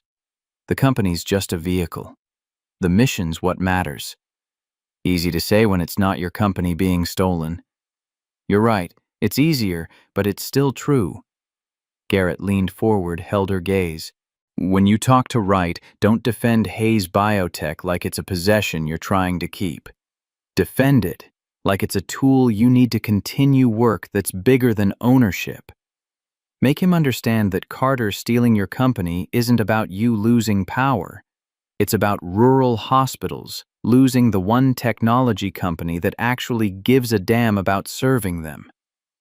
Victoria absorbed that seemed to test the frame against her internal metrics. Finally nodded. You're saying make it about them, not me. I'm saying make it about everyone who needs what you're building but won't get it if MedTech takes over. Make Wright understand that this isn't a binary choice between two investment opportunities. It's a choice about what kind of healthcare system America builds for the next generation. Something shifted in Victoria's posture, tension releasing slightly as the reframe took hold. She picked up the sandwich, took a bite, chewed mechanically. You should have been a consultant. You're better at this than most of the strategists I pay 6 figures annually. I'm just a mechanic who reads people and remembers that business is ultimately about humans making decisions based on values. Most consultants forget that part. At 1:45 p.m., a silver Lexus pulled into the lot, parking beside the garage entrance. James Wright emerged, late 60s silver hairsuit that probably cost more than Garrett's truck moving, with the careful precision of someone whose body was betraying them to age, but whose mind remained sharp as ever. He looked up at the apartment windows where Victoria had positioned herself to watch. And even from this distance, Garrett could see him assessing, calculating, forming opinions based on optics. Victoria descended the external stairs in borrowed professional clothes and whatever dignity she could assemble from 48 hours of crisis management. Garrett watched through the garage window as she greeted Wright as they exchanged handshakes and weather pleasantries, and the small talk that preceded serious negotiations. Then Victoria gestured toward the garage office, and Wright followed, and Garrett gave them privacy by retreating upstairs where Maeve was doing a puzzle and trying not to look curious about the important visitor. The meeting lasted 90 minutes. Garrett occupied himself with busy work checking inventory organizing tools that were already organized, anything to avoid thinking about how much rode on the conversation happening one floor below. Maeve sensed his tension and stayed quiet, unusual for her, occasionally shooting him concerned glances that reminded him painfully of Grace, watching him spiral during the Stellar lawsuit. When Victoria and Wright finally emerged from the office, Garrett positioned himself where he could observe without being obvious. Wright's expression was unreadable, professional mask firmly in place. Victoria looked drained but alert, the kind of tired that came from performing at peak intensity for extended periods. They shook hands again. Wright said something that made Victoria's shoulders relax fractionally. Then he headed for his Lexus, while Victoria climbed the stairs with the heavy tread of someone who'd just survived an ordeal. She closed the apartment door behind her and leaned against it, eyes closed. Garrett waited, let her take whatever time she needed to transition from battlefield to sanctuary. When she finally opened her eyes, they were bright with something that might have been tears, or might have been fierce satisfaction. He's backing me. Full investment increased to $250 million, but there are conditions. Relief and caution warred in Garrett's chest. What conditions? He wants the partnership model we discussed implemented immediately. Wants to see proof that Hayes Biotech is committed to rural access as primary mission, not just marketing strategy. Which means he wants your microgrid project fully funded and integrated into our product development within 6 months. That's fast. That's Wright's terms.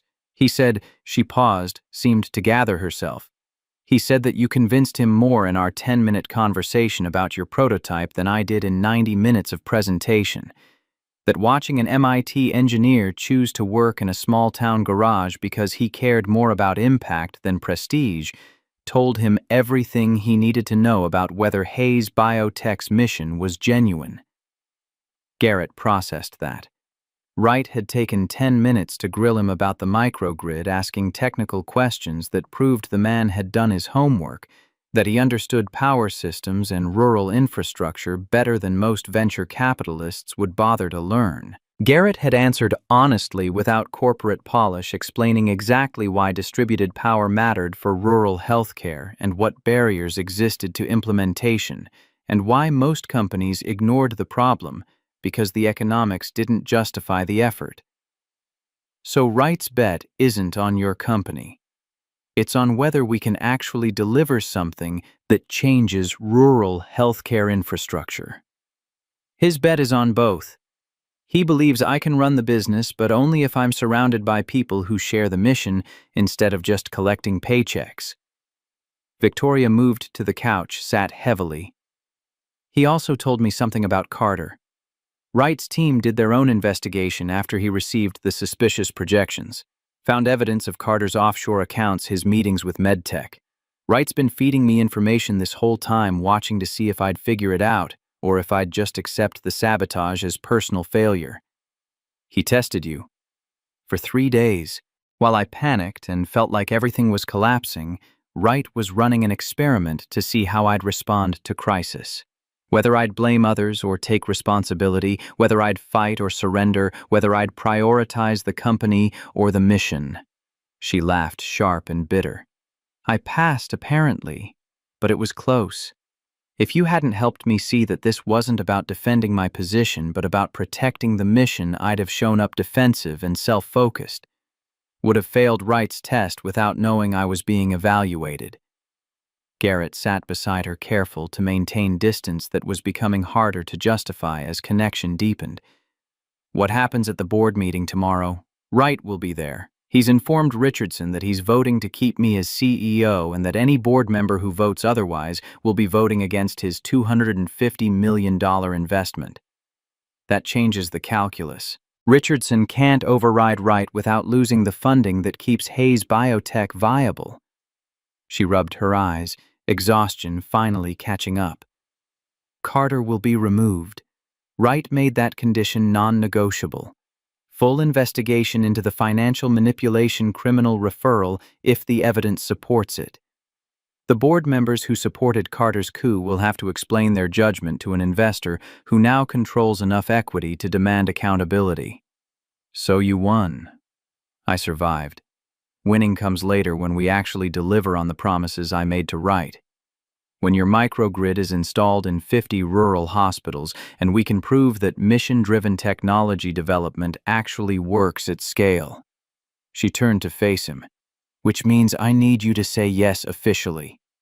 To the partnership, to relocating your prototype work to a real facility with real funding, to being part of something bigger than what either of us can build alone. The offer sat between them, massive and terrifying, and exactly what Garrett had wanted since Grace died. Except wanting something in abstract was different from accepting it in concrete reality, from choosing to step back into the world that had chewed him up and spit him out broken. His hands tightened on his knees, old fears rising. I have Maeve. I can't just uproot her life, move to Boston, drag her away from the only home she's known. You don't have to move. We set up a development facility here in Pinewood Ridge. Bring jobs to this town, train locals on advanced manufacturing, make this the center of rural healthcare innovation instead of expecting you to abandon your community. Victoria's voice carried conviction. Wright loved that angle. Said it proved we're serious about walking the talk about building infrastructure in the places that need it most rather than concentrating everything in coastal cities. And if it fails? If we can't deliver what you've promised, I'll have let down Maeve, let down this town, proved that I was right to give up 7 years ago. Then we fail together and we learn and we try again. That's how innovation works. You take risks, some don't pan out, you adapt and keep pushing. Victoria reached out, hesitated, then put her hand on his arm. But staying safe, staying small, protecting yourself from potential failure, that's not noble sacrifice for your daughter's sake. That's fear dressed up as responsibility. And you're better than that. The words hit hard because they were true.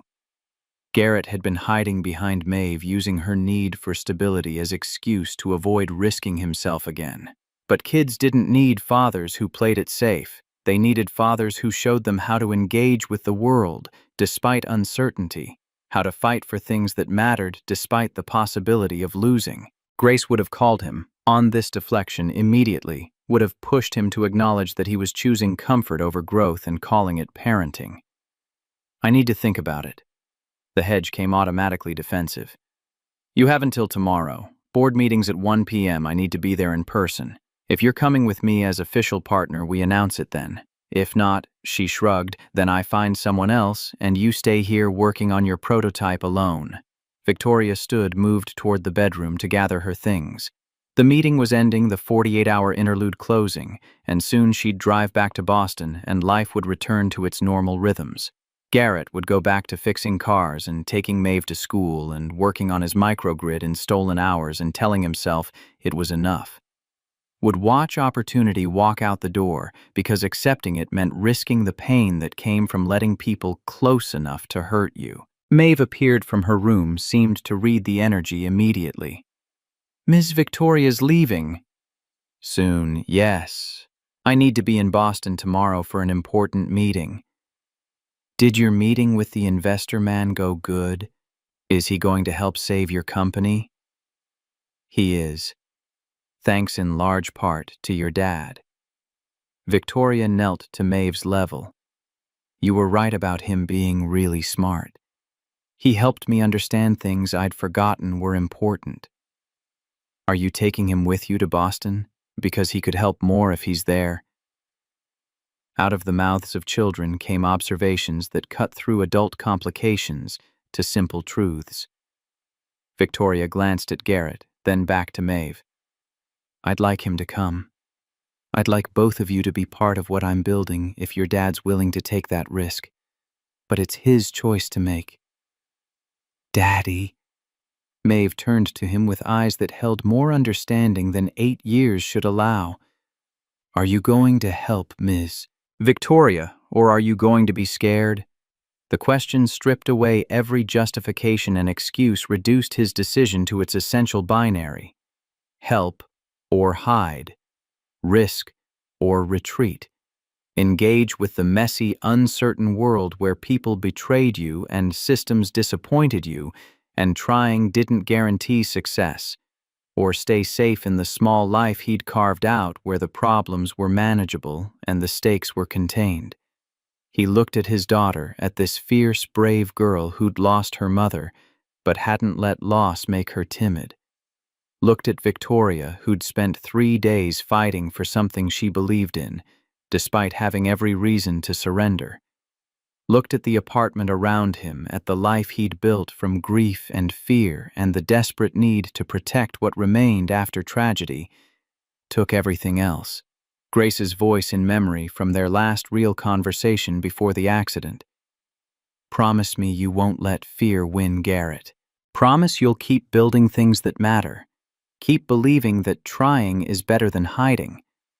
Promise me you'll show Maeve what it looks like to be brave. He'd made that promise and then broken it, had let fear dictate his choices for 7 years while telling himself he was being responsible. But bravery wasn't about absence of fear. It was about choosing action despite fear about deciding that purpose mattered more than safety. I'll come to Boston. Meet the board, see the operation, understand what I'm actually signing up for before I commit. Garrett's voice came steadier than he felt. But I'm not promising anything beyond that. I reserve the right to walk if this turns into another stellar situation where mission gets sacrificed to profit. Victoria's face broke into the first genuine smile he'd seen from her, unguarded and brilliant. That's all I'm asking. A chance to show you that not every company operates like Stellar, that some of us actually mean what we say about values. When do we leave? 6 a.m. tomorrow. That gives me time to brief you on the drive, prep you for board questions, make sure you understand the political dynamics before we walk into that meeting. She glanced at Maeve. Is that going to work? Can you arrange coverage for her? Betty's diner. Betty watches Maeve when I have emergencies. She'll take her for the day. Garrett looked at his daughter. That okay with you, Maeve, spending tomorrow with Miss Betty while Daddy and Ms. Victoria go to an important meeting? Can I stay overnight? Betty said I could have a sleepover anytime. She has a dog and makes hot chocolate with real cocoa. Maeve bounced with the prospect of adventure. I'll call her. The rest of the day moved with strange momentum, the sense that decisions made couldn't be unmade, and paths chosen would lead places he couldn't predict. Victoria worked on briefing documents while Garrett arranged Maeve's sleepover and packed an overnight bag and tried not to think about all the ways this could go wrong. Dinner was quiet, everyone lost in their own thoughts, the weight of tomorrow pressing down until even Maeve's usual chatter subdued. At bedtime, Maeve hugged him extra tight.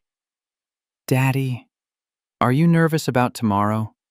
Yeah, baby, pretty nervous. It's okay to be nervous.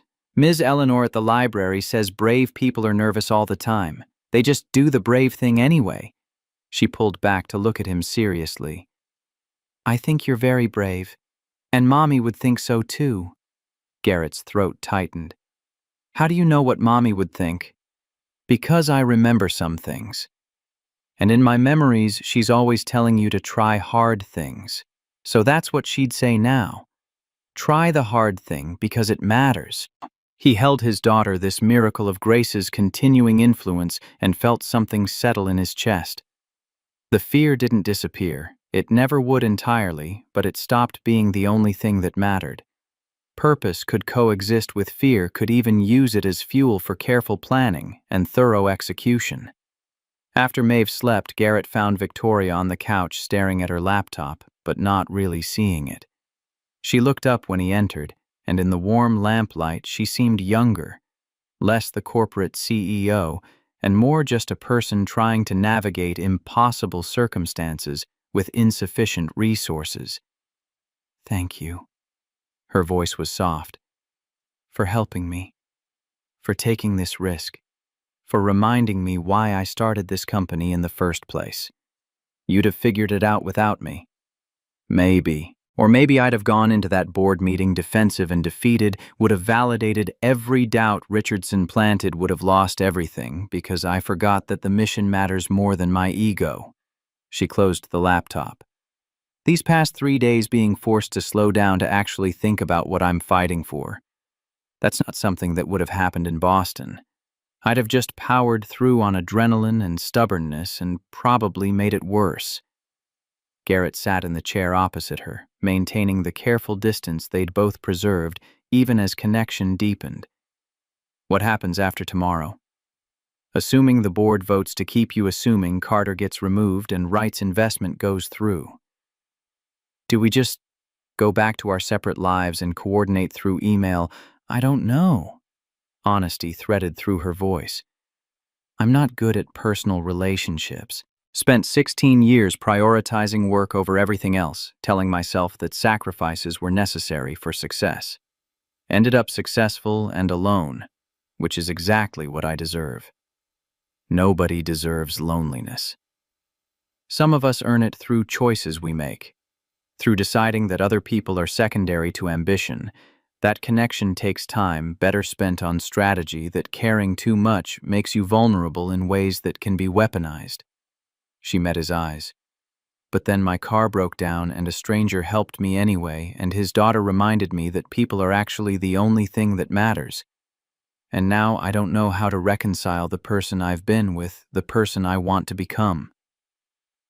The vulnerability in her admission matched his own uncertainty, created symmetry between their parallel struggles with letting go of self-protective isolation. Garrett had spent 7 years choosing safety. Victoria had spent 16, choosing success, and they'd both arrived at the same destination, functional lives, that lacked the connection that made living meaningful. Maybe we figure it out together. Take it slow, see what develops, don't force anything, but don't run from it either. He surprised himself with the suggestion, with the willingness to imagine possibility. The partnership is professional, but that doesn't mean we can't also build something personal if it feels right. Are you saying you'd be interested in... She hesitated over the word dating. A small-town mechanic and a Boston CEO?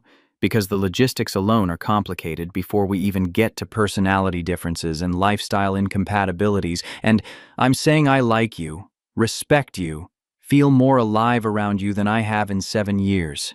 And yeah, logistics are messy and we'd have to figure out a lot.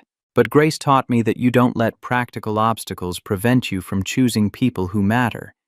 You just do the work to make it function. Victoria's expression cycled through several emotions: surprise, wariness, cautious, hope. When she spoke, her voice was barely above whisper. I like you too.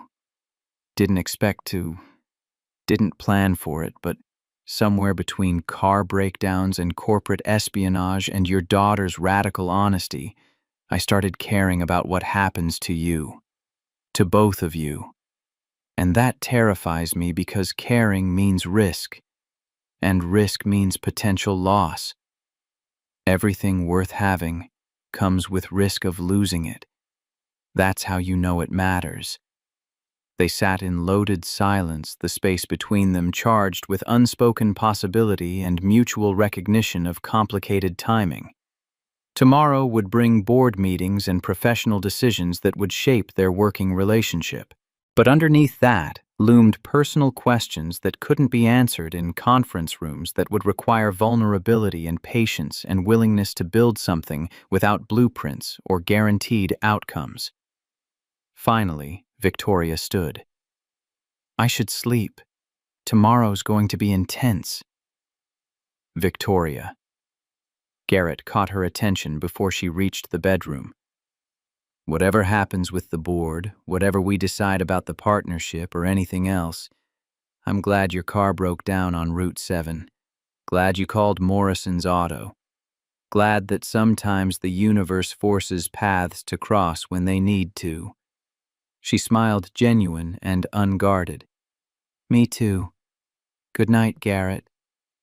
Good night. He lay awake on the couch long after her breathing evened into sleep, staring at the ceiling and thinking about crossroads and choices and the strange alchemy that could transform strangers into something more significant in the span of 3 winter days. Thought about Grace's belief in helping people, about Maeve's insistence that being brave mattered, about 7 years of hiding from engagement finally ending because a desperate woman needed a tow truck and a mechanic remembered that trying mattered more than safety. Tomorrow would bring confrontation and resolution, would force decisions that had been 7 years deferred. But tonight, Garrett let himself feel something he'd thought had died with Grace: hope that connection was possible, that opening yourself to another person didn't guarantee destruction, that maybe choosing to risk was the only way to actually live, instead of just survive. The stars wheeled overhead, outside windows still rimmed with ice, and somewhere in the Vermont darkness morning approached with all its uncertain promises. Garrett closed his eyes and let exhaustion finally claim him, knowing that whatever tomorrow brought, he'd chosen to face it standing instead of hiding. And that alone felt like victory worth celebrating.